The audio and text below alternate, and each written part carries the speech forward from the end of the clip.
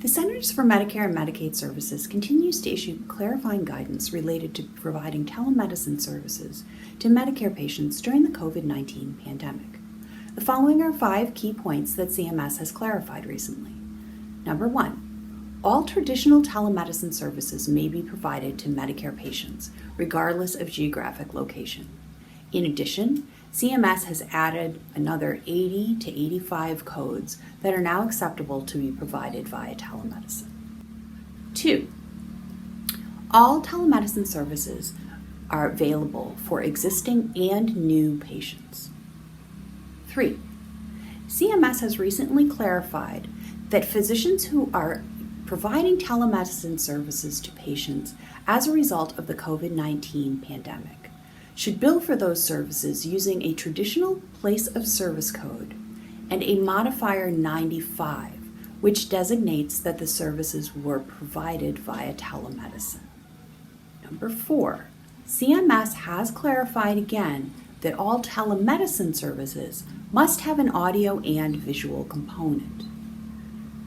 CMS has also clarified that the technology used to provide the audio and visual component can be more relaxed with respect to HIPAA compliance. So traditional sort of low-tech platforms like Zoom, FaceTime, any phone chat capabilities, anything that is non-public facing is an acceptable mode of audio-visual communication for Medicare telemedicine services. Finally, although Medicare is not paying for telemedicine services that don't have an audio and visual component, they have announced that they will be paying for telephone-only E&M codes. These codes have existed in the past, but they have been non-payable from CMS and also many other payers. CMS is now paying for those codes for any service that does not have a visual component. They are specific codes. They are designed to be telephone only, so you will want to double check what those codes are if that's the appropriate billing mechanism for your practice.